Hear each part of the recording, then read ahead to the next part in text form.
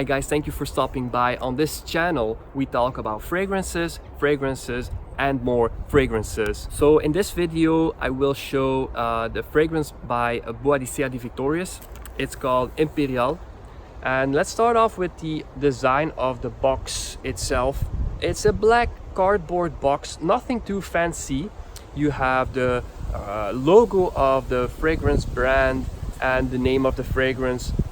Nothing too thrilling. On the back you have the ingredients, the contents of the fragrance, and the information on the concentration and so on. So this is an EDP. My bottle is a 50 ml bottle.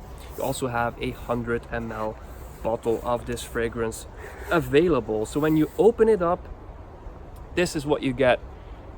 And I know what you're thinking. Kilian.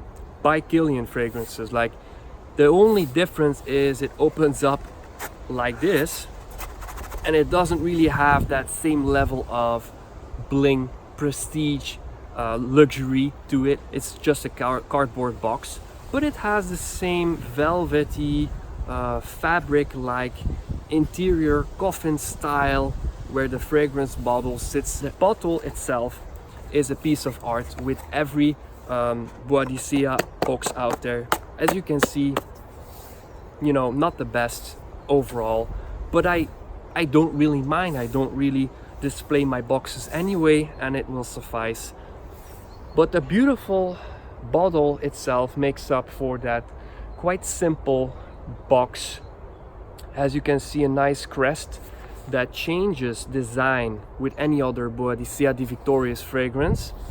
The cap is really heavy and often has a precious metal like gold or such when you go to the more expensive fragrances by this house. And then you have Boadicea The Victorious on the back and the name of the fragrance.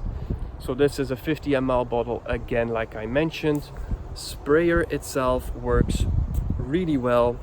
So this fragrance was created by Christian Provenzano and released in 2012. So it's been on the market for 6-7 years now. You will probably be able to find this in each and every retail point where they sell this house. It's not that new, but yeah, still new to me. I bought this a couple of months ago. I've worn it a couple of times, just enough like to get a better picture of this fragrance, how it evolves and such. So let's start out with the official notes for this one. And we have in the top Angelica, Brazilian rosewood, lavender and birch. In the mid of this fragrance we have geranium, rose, jasmine and freesia. And then in the dry down we have a lot of notes. We have leather, we have labdanum, sandalwood, patchouli, agarwood, guaiac wood, cypriol oil, olibanum, amber and musk. So starting off with the opening of this fragrance, you definitely get a lot of that lavender, a little bit of birch, a lot of angelica as well.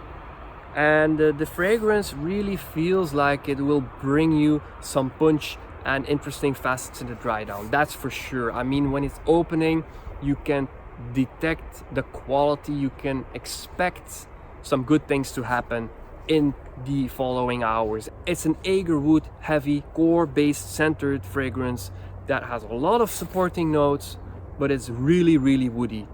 Not a skanky type of agarwood, not a medicinal side of agarwood. It's more to the medicinal side, but it doesn't feel too sharp. And that's probably because they used so many different notes to take the edge off that agarwood, that it actually smells very versatile in my opinion. I mean, I wouldn't wear this fragrance in the summer, but we'll get to that later on. It gets more floral in the mid, but definitely no detectable jasmine to me. It doesn't have a very rosy presence. Get a lot of freesia though, and freesia makes me think about Jabir by Kemi. In that fragrance you get a whole lot of freesia, like it's overpowering the whole composition. So it's a note that is really hard to use, and I kinda appreciate what Christian Provenzano did. I kinda am amazed by the level of balance that he achieved in the composition here. A lot of geranium as well. Geranium, a note that has a lot of presence in fresh, aromatic and classical fragrances, like I'm thinking about the Casa Morati collection, but yeah, in this one as well, it's kind of present without overpowering, and it makes it very interesting again in the mid of this fragrance. Now when it starts to dry down, you get that patchouli, you get a lot of gaiac wood, a little sweetness from the musk, just a hint of amber, but overall a woody, earthy dry down. Might have some leather in there, but to me the leather is not really prominent. It has some density, this fragrance. It doesn't feel really transparent. I mean, it hits you from all angles, and every time I wear this one I get different experiences. So yeah, that's basically what I'm getting. Starting out quite aromatic, going into some florals, and then drying down to an earthy but really woody fragrance. Performance, you're probably quite curious because it has so powerful notes in this composition. It is definitely worth getting a 50 ml bottle, because 2 to 3 sprays suffice for me to smell it all day. Longevity is stellar. So projection, the first 2-3 hours, definitely 6 feet plus or 2 meters plus. People will notice it at that distance. Afterwards it kind of gets closer to your skin, but it doesn't go anywhere. So if people get close to you, they will still smell it, and the sillage on this fragrance is actually quite strong because of those notes. Again, nothing to complain about in terms of performance. To me personally, it feels quite masculine. I don't know why, probably because it's such a woody fragrance. This fragrance is a statement maker. It's quite strong and complex, and it feels really masculine to me. That's all I have to say about that. Also, I feel like this is quite a grown-up fragrance. Not the best choice if you're looking for something to go clubbing. This is serious business. If there ever is such a thing as an alpha male scent, this would be in that genre of scents. I know fragrances can be worn by whoever, but to me, like I said, quite masculine, quite grown up, very sophisticated. And wearability, I feel like this fragrance is better suited for colder weather. So this is, in my opinion, a fall, winter and spring fragrance.